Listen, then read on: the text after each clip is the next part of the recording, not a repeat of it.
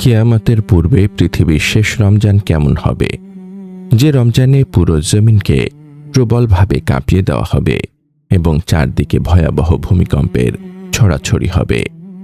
তা কি আমরা কখনো গভীরভাবে ভেবে দেখেছি যে রমজানে এমন এক ভয়ঙ্কর ও বীভৎস চিৎকার শোনা যাবে, যার কারণে ভীত সন্ত্রস্ত মানুষের কলিজা ফেটে যাবে এবং কিয়ামতের আগে আসা সেই শেষ রমজানে এমন কি ঘটবে যে অসংখ্য মানুষ চিরতরে অন্ধ ও বধির হয়ে যাবে। এই ভয়াবহ রহস্য ও মহাবিশ্বের শেষ পরিণতির ইতিহাসের গভীরে প্রবেশ করার পূর্বে আপনাদের জানাতে চাই, ইসলামের এমন আরও গুরুত্বপূর্ণ ও শতভাগ প্রমাণভিত্তিক তথ্য জানতে নিয়মিত ভিজিট করুন আমাদের ওয়েবসাইট www.umakonth.com এবং সাথেই থাকুন আমাদের ফেসবুক পেজ ও ইউটিউব চ্যানেলের। মহান আল্লাহ রাব্বুল আলামিন তার অসীম কুদরতে এই মহাবিশ্ব এবং এর মধ্যকার প্রতিটি বস্তু ও প্রাণী একটি নির্দিষ্ট সময়ের জন্য সৃষ্টি করেছেন।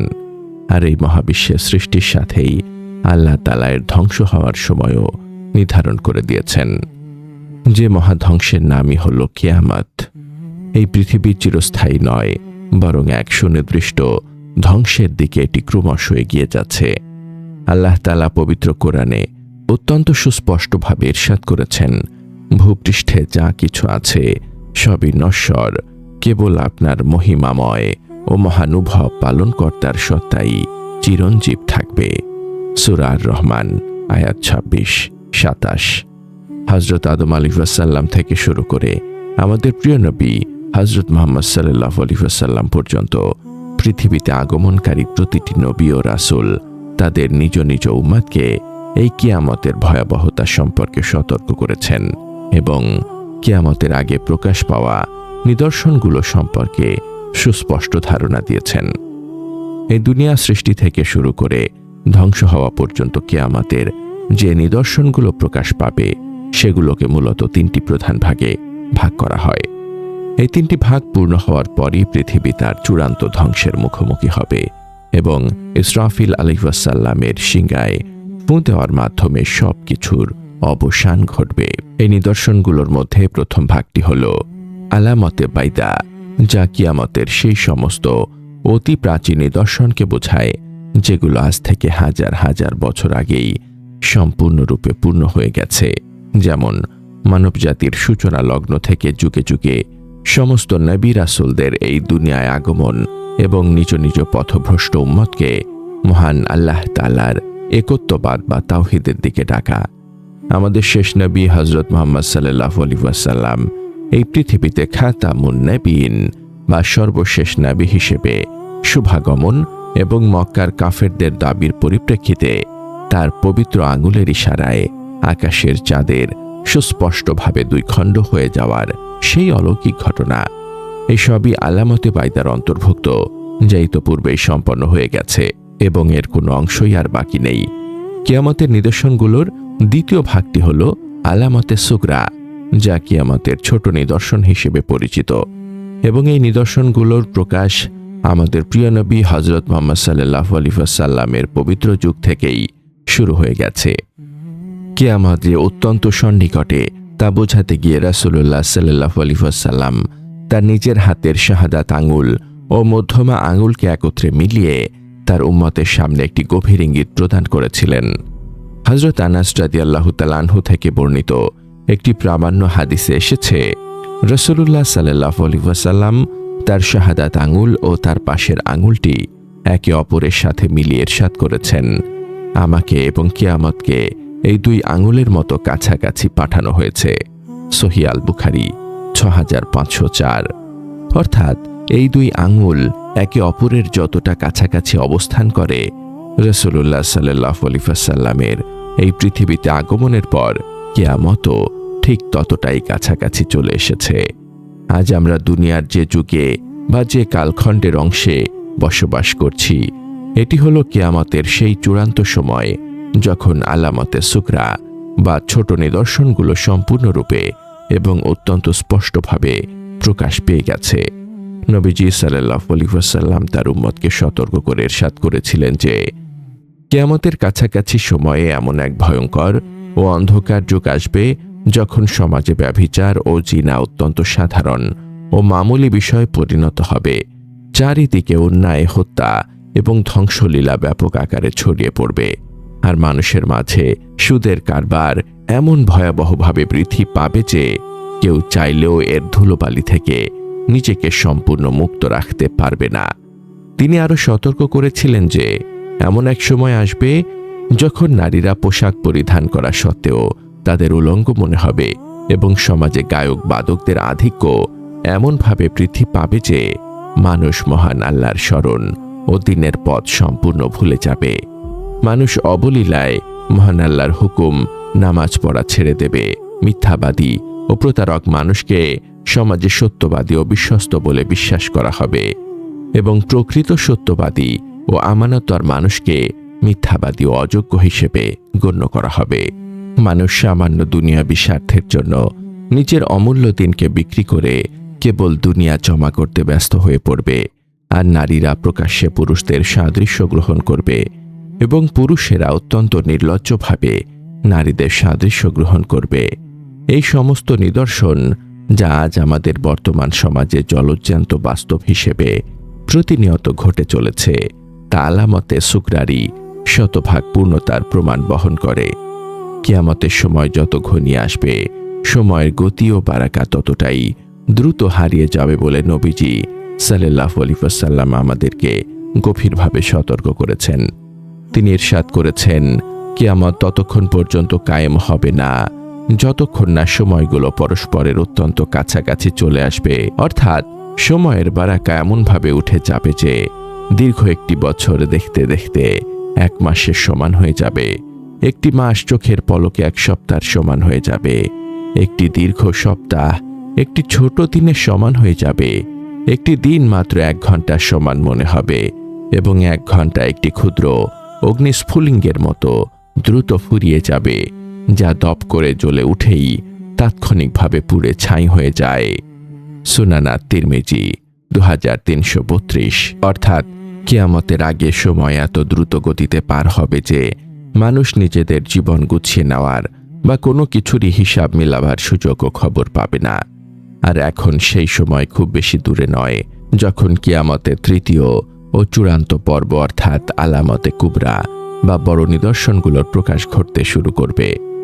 দুনিয়ার এই একেবারে শেষ অংশেই কিয়ামতের বড় বড় এবং চূড়ান্ত নিদর্শনগুলো একে একে প্রকাশিত হবে, যার মধ্যে রয়েছে হযরত ইমাম মাহদী আলাইহিস সালামের এই দুনিয়ায় আগমন, হযরত ঈসা আলাইহিস সালামের আসমান থেকে পুনরায় পৃথিবীতে অবতরণ, মিথ্যা ও ধোঁকাবাজ দাজ্জালের ভয়াবহ আত্মপ্রকাশ, ইয়াজুজ মাজুজ নামক ধ্বংসাত্মক জাতির আগমন, এবং কিয়ামতের একদম চূড়ান্ত মুহূর্তে পশ্চিম দিক থেকে সূর্য উদিত হওয়া ইত্যাদি।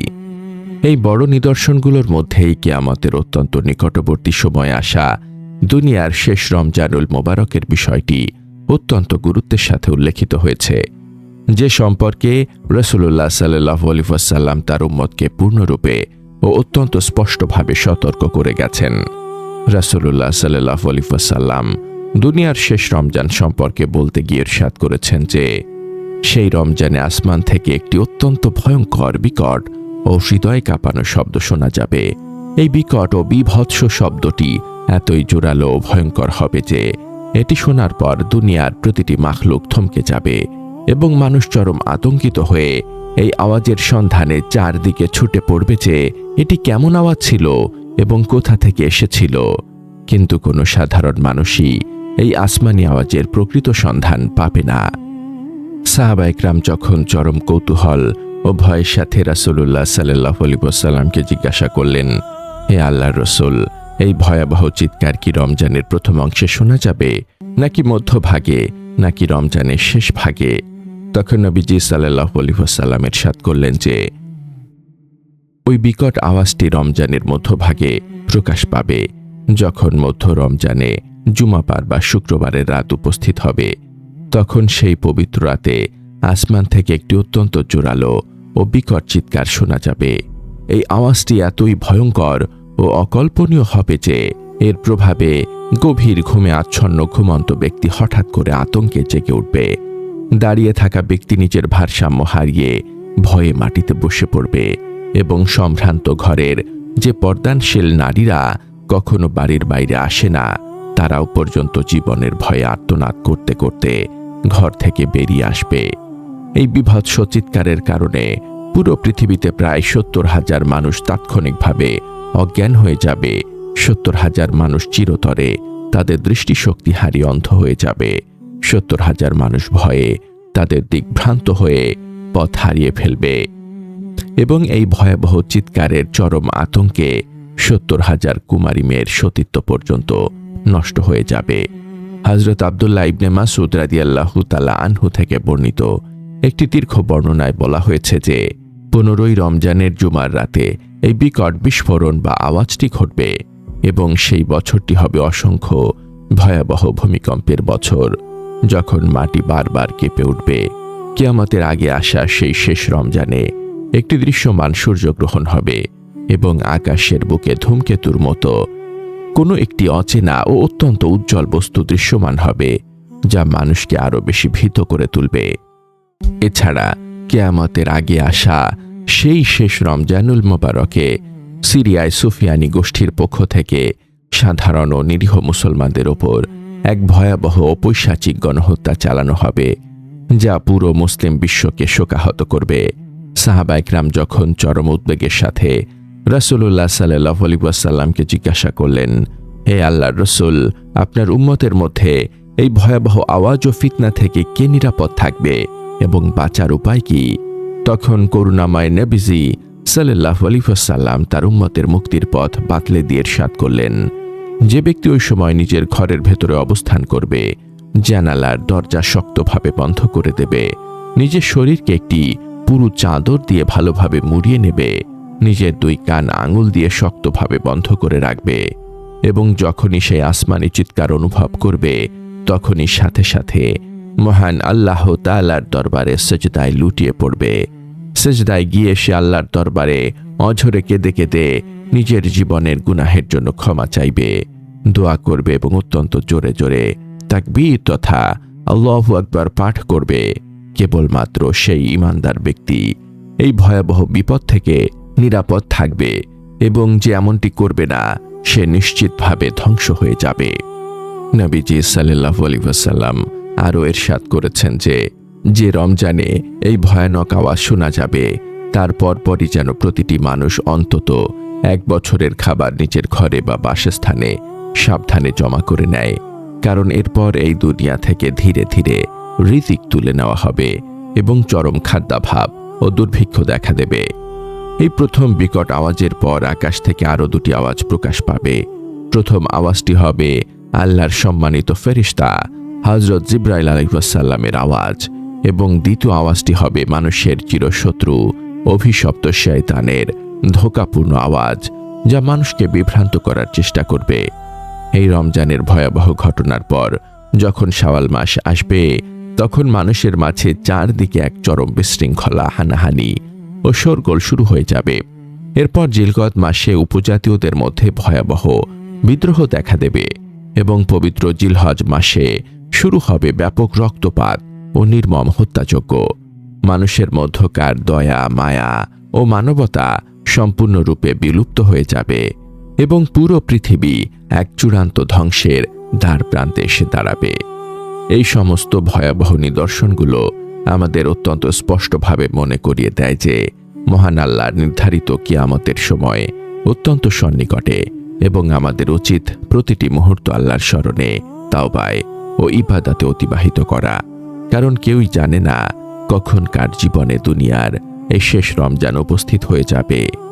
হে দয়াময় আল্লাহ, আপনি আমাদের সকলকে কিয়ামতের এই ভয়াবহ ফিতনা ও নিদর্শনগুলো থেকে সম্পূর্ণ হেফাজত করুন এবং আমাদের ঈমানের সাথে মৃত্যু দান করুন। আমিন। আমাদের এই পরিশ্রম ও ইসলামিক তথ্য আপনাদের ভালো লাগলে অবশ্যই অন্যদের সাথে শেয়ার করবেন।